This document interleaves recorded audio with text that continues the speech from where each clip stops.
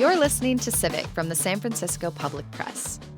San Francisco faces a growing need for family shelters that have left many recently arrived migrants out in the cold, literally and metaphorically. My country had a really bad crisis in 2018. There was a war and a lot of people were killed. There was chaos everywhere and the economy was already in bad shape. So we left looking for a better future.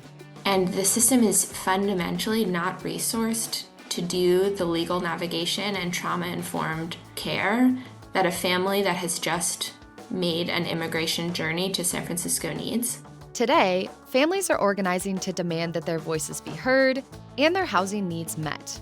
I'm Madison Alvarado, and this is Civic.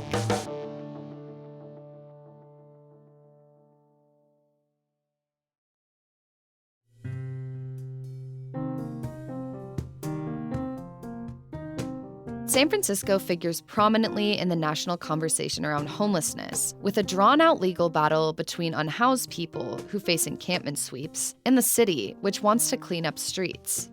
The city claims that people are refusing shelter offers.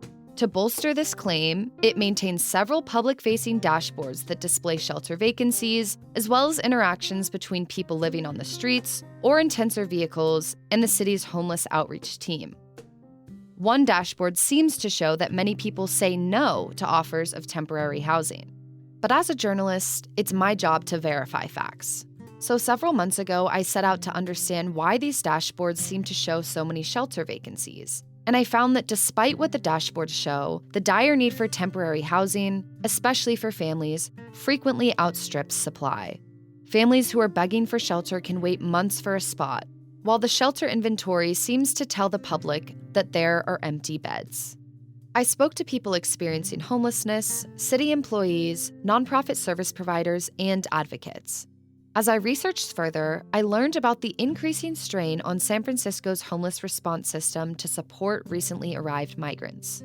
Many families landing in the city with dreams of sanctuary and shelter are quickly finding the reality is much grimmer.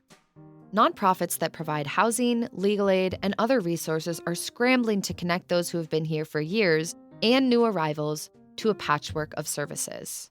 But the city's homeless response system is not equipped to shelter everyone. Providers say that the data the city shares about the demand for beds is not an accurate snapshot, and that the actual need is much greater. Hope Kamer is the Director of Public Policy and External Affairs at Compass Family Services, a nonprofit that provides housing, case management, and other support to many of San Francisco's unhoused families. The homelessness response system for families is profoundly complicated. And then you add on a language barrier, and it becomes almost impenetrably complicated. So I think for many families, the homeless response system in San Francisco is their first touch point for social services in the United States. And the system is fundamentally not resourced to do the legal navigation and trauma-informed care that a family that has just made an immigration journey to San Francisco needs. Kamer said that part of the problem is the way San Francisco's homeless response system is designed. Our systems aren't nimble enough to change with the changing need.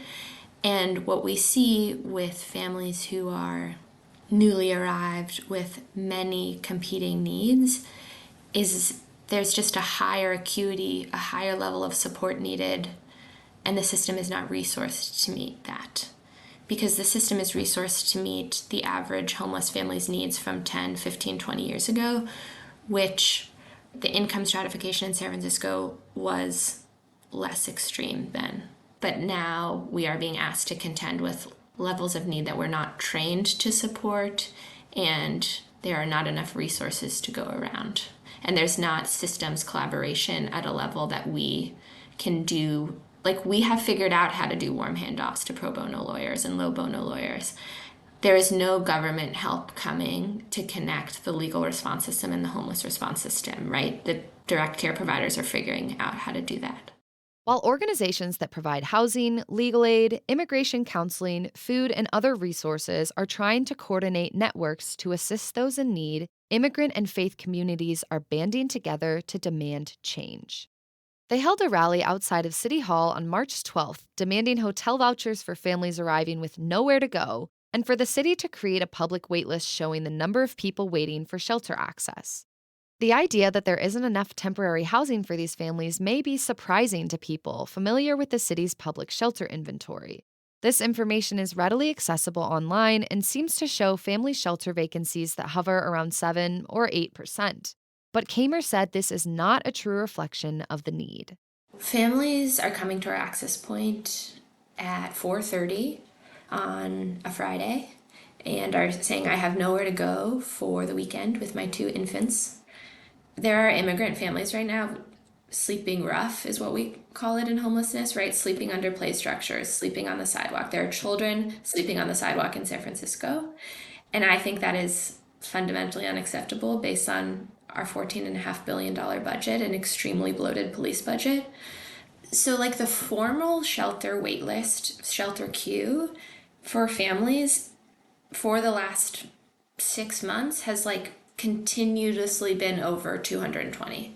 So that's 220 families who are engaging formally enough with the access points to get on to the shelter queue. That is not counting the families who are sleeping on the floor of churches and who are sleeping in the Buena Vista Horace Mann overnight stayover shelter.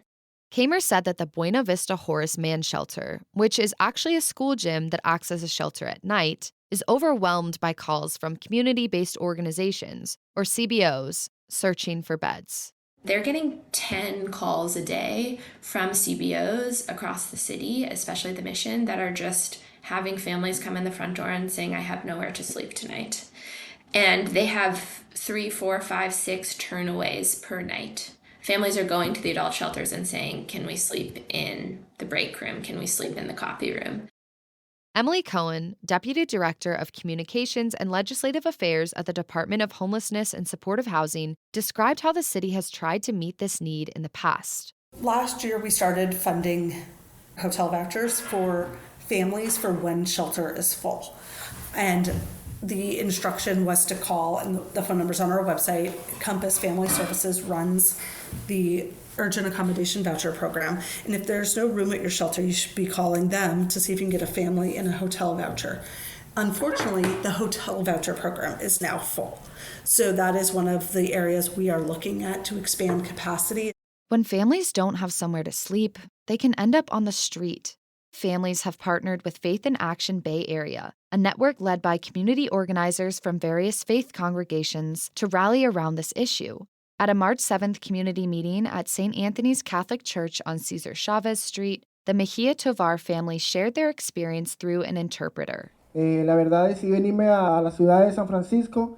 We came here because we had heard that it was a sanctuary, but when we arrived, the reality was really something different.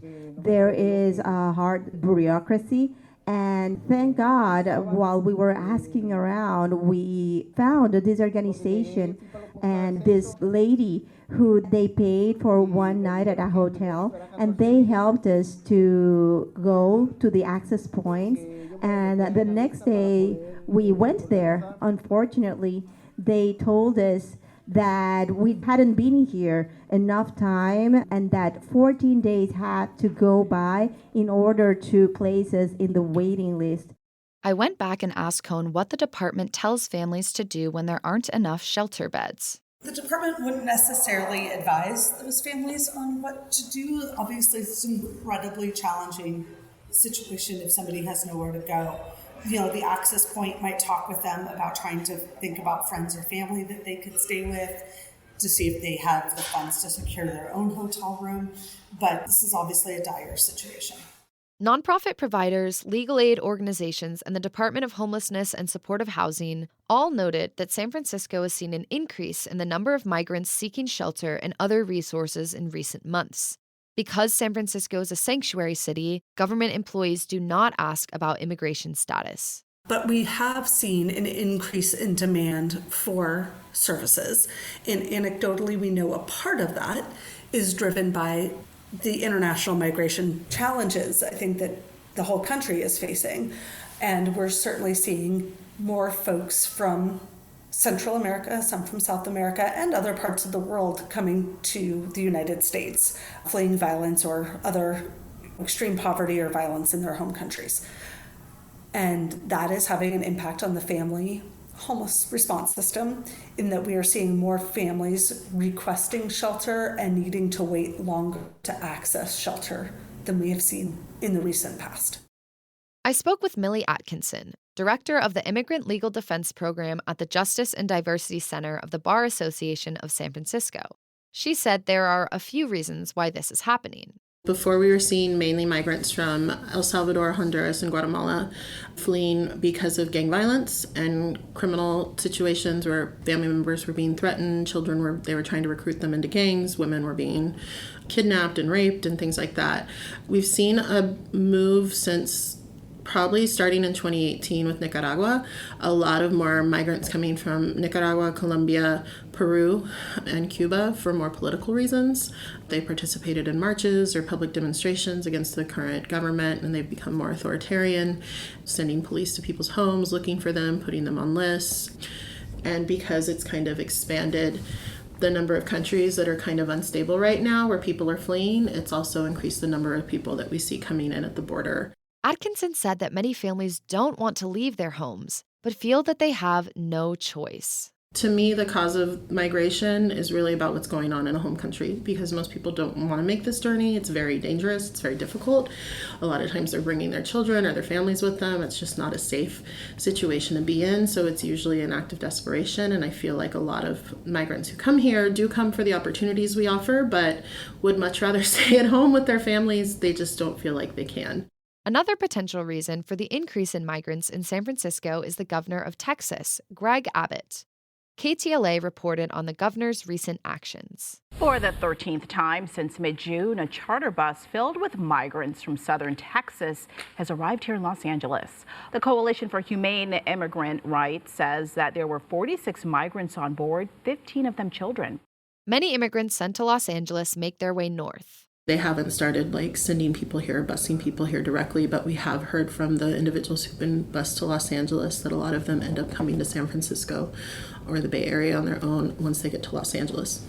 We do our best to provide those services, but there's no guarantee, and we can't meet the capacity of the number of people coming. So I think that's definitely something that's concerning for us, is those individuals who are in shelters and situations at border towns in Texas and then being kind of sold this story that, we'll give you a free ticket so we don't have to deal with it anymore, because they are very overwhelmed at the border. But at the same time, the tactics they're using to kind of convince people to go to different cities where they don't have ties is kind of alarming. Vanessa Boehm is the director of the Family Wellness and Health Promotion Programs at the Central American Resource Center. That's a nonprofit that focuses on Latinx migrants and under-resourced families in the San Francisco Bay Area. She told me that there are more unhoused migrant families seeking help now, but that isn't the only reason why there's increasing strain on the homeless response system. She said that 15 or 20 years ago, it was easier for people to get rooms or jobs through the informal economy or through connections to people they knew here. Today, she isn't sure that people have strong connections in the cities where they eventually land, which means they can end up on the streets with nowhere to stay. We've seen that play out in San Francisco. Families couch surf with loved ones, stay in cars with their infants, or sleep outside under overpasses or in playgrounds. Karen Rodriguez had been sleeping in her car with her 6-year-old son Juan, who has special needs, before she was placed in a hotel room. My colleague Jessica Prado helped interpret an interview with her at a rally for sheltering migrant families. She paraphrased what Rodriguez was saying. Al inicio estaba la madrina de mi hijo, pero pues ellos ya tenían un contrato y no. She basically stayed with the godmother of her son for 2 months, but then it didn't work out because in her lease she couldn't have more people. So then she had to basically go out and try to find other solutions. So she's been staying in a car, and right now she's staying in a hotel that Compass family is paying for. Rodriguez fled her home country, Colombia, in September 2023. And while she's been able to get help here that she never could have dreamed of at home, including language therapy for Juan, the family's housing instability has taken a toll on everyone's mental health. Digamos en que uno se It just affects your emotional stability a lot. So she finds herself having more maybe do like disputes with her husband, and then like also like with the kid. It's just really stressful for her right now. Rodriguez doesn't blame the employees at the city's access point who can't offer her more secure housing because they're doing the best they can. But she knows that a shelter isn't the best option for her son Juan. Realmente culpar a los trabajadores sociales, pues So right ellos now she's hoping that she can get like a private ya room les to da Compass. pena. But yeah, she said that she can't blame the workers at Compass. I mean, they don't have enough resources to even help. She says that even when the workers look at them, they feel bad, because they just don't know what else to do. Even when migrant families initially have housing when they get here, situations can change, like Rodriguez's did. Atkinson, the immigration lawyer, told me that many families have precarious living situations. We've always had a certain percentage of our clients who have unstable housing situations. And I think even for those, once they've been here a while and have family, San Francisco is so expensive that it continues to be unstable even after they find a place to live. And then a lot of times, even when they come here to be with someone they know or a family member, those situations don't always work out. Sometimes there's exploitation where people are coming here and then being forced to do things that they don't want to do in order to get housing. But there's also just the situation where it's like a breakdown in relationship and someone's like, I don't want you in my house anymore. And then they end up homeless as well. Leslie knows firsthand what it feels like when your living situation no longer feels safe. She fled Nicaragua in November 2019 with her daughter and her partner when the country faced increased political violence and both parents lost their jobs. She shared her story with me through an interpreter. Digamos, en mi país tuvo una crisis muy fuerte en 2018. My country had a really bad crisis in 2018. There was a war and a lot of people were killed. There was chaos everywhere and the economy was already in bad shape. And after that, it just went down. I lost my job. The father of my daughter also lost his job. We didn't have any food to eat. We were doing really bad. So we left looking for a better future. Though the family was initially able to stay with her partner's uncle, things turned sour. Ellos nos ofrecieron su casa. We went to his house, the uncle's house, and there we were mistreated and we were humiliated and we suffered abuse.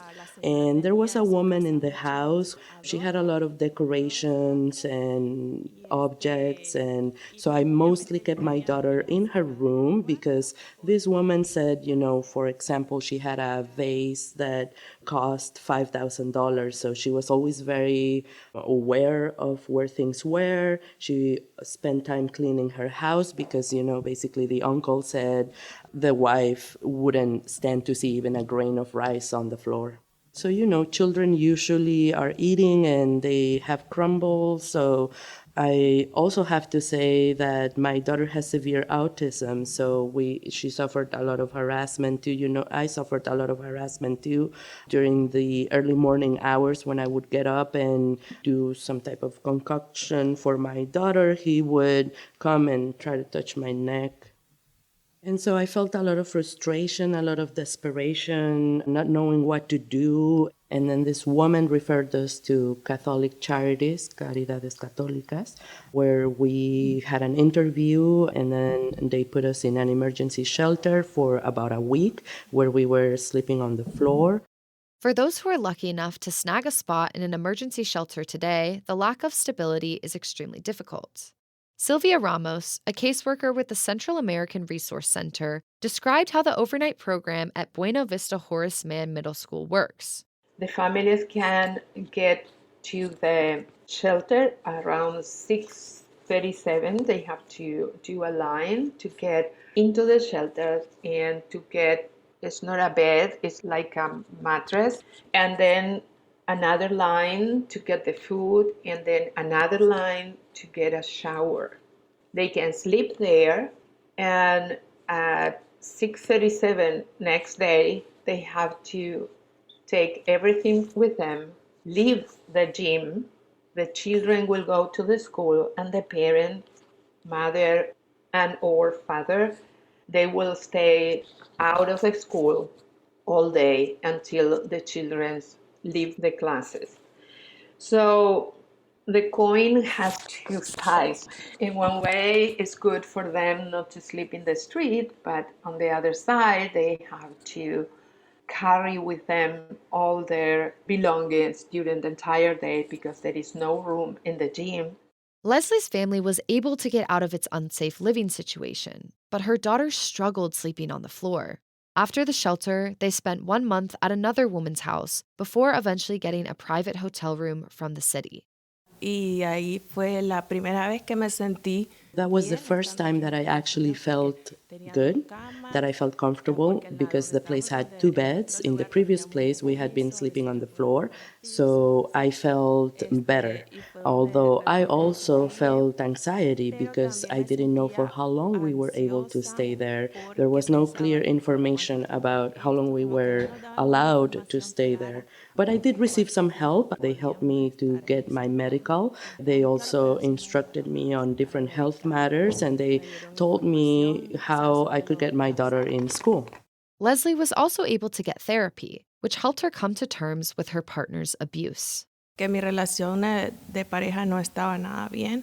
But during that time, I wasn't feeling good about my relationship with my partner. It was not a good relationship. There was a lot of violence.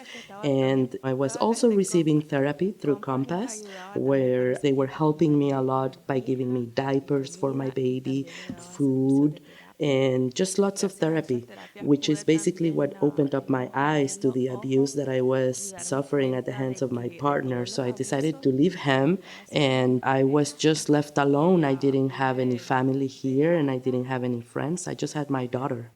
With the help of Compass Family Services and prenatal homelessness services, she was eventually able to apply for permanent housing for her and her daughter. They moved in September 2023. Leslie's address changed several times over the course of the last few years. This isn't uncommon for families experiencing homelessness. But in addition to the mental, emotional, and physical effects of unstable housing, Atkinson told me it also affects their asylum cases, which can take years. Most people are looking at cases not being adjudicated or decided for several years. A lot of our cases are for people who came to the U.S. in 2018, 2019 right now, and we still don't have a final hearing date until like 2025, 2026.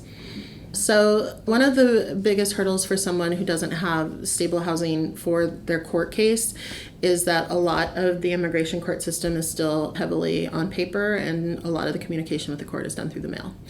And then the burden is on the individual in court to keep the court notified of their current address. So if the court mails you things about your case and you don't get them, it's your fault. So it's really challenging for someone who is not housed to have a stable address. Sometimes the shelters will let them use those, or their caseworker will, but they might lose contact with the shelter, the caseworker, or they might leave and then be in another situation that's temporary. So it's really hard for them to keep those reporting requirements up. And then it also is challenging for them to afford a P.O. box if they can't afford food and housing. So I think that's one of the biggest kind of legal challenges that might affect their case. But from a practical standpoint, if someone is living on the street and doesn't have food and doesn't have their basic needs met, it's really hard for them to concentrate and focus on their immigration case and getting a work permit and complying with the supervision requirements. So a lot of people get lost in the system just because they don't have the capacity mentally to kind of figure all of these things out at once, and they're going for their basic needs first, which is, where am I sleeping tonight? How am I going to feed my children? Things like that, or medical necessities. So then it's hard to kind of get them invested in their immigration case because they don't have a hearing for 2 years. When people have legal representation during the asylum process, it also helps them gain work authorization to start earning money legally. We see that when migrants have representation, they're much more likely to win their case, but also while they're in that process, they get access to work authorization usually, which is tied to their immigration case, and then they become a little bit more self-sufficient, able to support themselves once they have the work authorization. So in my opinion, it kind of pays off to provide these legal services to them because it makes them less dependent on the city resources if they're able to work. When families do have a safe place to live, the stability allows them to thrive. Today, Leslie and her daughter are in a much better place. Bueno, mi hija tiene 7 años. She's 7 years old, and now that we have found a stable housing, she feels safe. We feel safe because before, and children with autism need routines. So she doesn't feel so confused anymore. I have peace of mind. I have aspirations of my schooling, of jobs. I have privacy. So I feel very safe because I have my own key and I can come in and out, and I feel good. The security has allowed Leslie to pursue an internship teaching preschoolers and sit on a family advisory council to share her experiences about navigating homelessness in San Francisco. Bueno, volver a retomar mis estudios, volver Ever a since I estudiar went me back to hace school, sentir it just makes me feel so good. It makes me feel useful. It makes me feel like I have a better future here. Sometimes when we leave our countries of origin, we think, what are we going to do in the US? Are we going to be cleaning toilets? But, with the school, there really is much more. And right now, with the practices that I'm doing, it really fills me up with life, and I love to be with the children, and I love to learn. And I'm also learning how to take care of my daughter better. The therapies and the program that I'm now part of, this committee of family evaluators. For me, my personality is very introverted, so it's very difficult for me to talk, and I'm doing such an effort to have my voice be heard and doors open up. So I'm working on changing this mindset, and the classes that I'm taking have truly changed me, and I think that that is for the better because I want to also be able to give back to the community. I may not have money or resources, but I am able to donate my time and intervene for people that I know would benefit because I may know what needs and resources they would need. Much like Leslie, families who are still waiting for shelter or who are sleeping night after night on the floor of the Buena Vista Horace Mann gym are advocating for themselves. They shared their demands during the March 7th community meeting. And the demands are that the Department of Homelessness will guarantee shelter or a hotel voucher for the same day for any family with children that goes to access point. That's number one. And for the department to increase the transfer of families from the shelter to more permanent housing, and to have a public panel online that may monitor the waiting list. The request for a dashboard also reflects the larger need to accurately understand the problem of family homelessness in San Francisco. Some providers allege that the city is purposefully undercounting the number of families experiencing homelessness during the point-in-time count, a biennial count of the number of people experiencing homelessness, as well as on its shelter inventory. We don't have a comprehensive way to capture the scale of need, and that's a policy choice. We haven't made the choice to resource the point-in-time count so we can see how many families are actually demanding shelter. And we also have some mechanisms that just need to be changed, some methodologies that need to be changed to capture the true scale. On a nefarious note, maybe a political drag to not change those methodologies. But for example, at Buena Vista Horace Mann, they count the shelter occupancy rate at 5 p.m. So at 5 p.m., they say there's a 96% occupancy rate here, right? Which makes it seem like we're meeting the need, right? There's a 4% unfilled beds there. But that's at 5 p.m. Most people work until 5 p.m., right? At 9, 10, 11, they are at 110%, 115%, 120%. But this kind of willingness to capture the full scale of the problem means that there is not accountability to these families, and there is in turn not public pressure to build the amount of shelter stock we need. So I would say I'm hearing folks who work in this space say things like, I've never seen anything like this. We're beyond a crisis level. Laura Valdez is the executive director of Dolores Street Community Services, the nonprofit that runs the Buena Vista Horace Mann Family Shelter. In December, she told the San Francisco Standard that the city instructs the organization to not count how many families it turns away.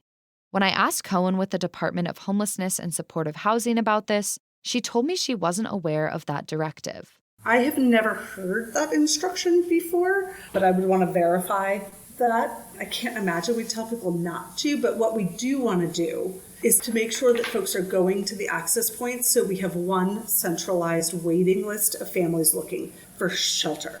I don't think it's an issue of don't track the number that you've turned away. For families who migrate here, the homeless response system can be confusing, especially when you layer on language difficulties and other survival needs during the intake process. Kamer said, overwhelmingly, they're single moms with kids. They're pregnant people with children, also with children under the age of 5. So to then say, will you sit down with us and complete this 4-hour assessment about what kind of housing you want? Often that's not their first survival priority. We're kind of even 10 feet behind the starting line because the vital documents that you need to get to engage with coordinated entry require a bit of system navigation that our caseworkers teach themselves how to do because we are not resourced enough to have foundational training in these things. And then there's also just a level of basic need support that needs to happen, I think, before someone can sit down and say, and feel ready to tell a perfect stranger about their trauma history. On March 12th, Supervisor Asha Safai introduced a resolution to the Board of Supervisors to support the migrant families' demands from the community meeting a few days earlier and start addressing the vast need for more safe housing options for families. A press release from the mayor's office on the same day said that the Department of Homelessness and Supportive Housing will speed up the rate that families move out of shelter and into longer-term housing, and reallocate funds to open a new family shelter. The board will hold a hearing on Safai's resolution on April 22nd, according to an email from Faith in Action Bay Area. I asked Cohen if the department had any plans to expand family access to hotel vouchers. I don't yet have a timeline for implementation. We are looking at several different options to expand capacity. The benefit of the urgent accommodation voucher is that it's the fastest to expand or contract because it doesn't involve as much physical infrastructure, right? It's a voucher, so it'd be about increasing the contract amount to the provider.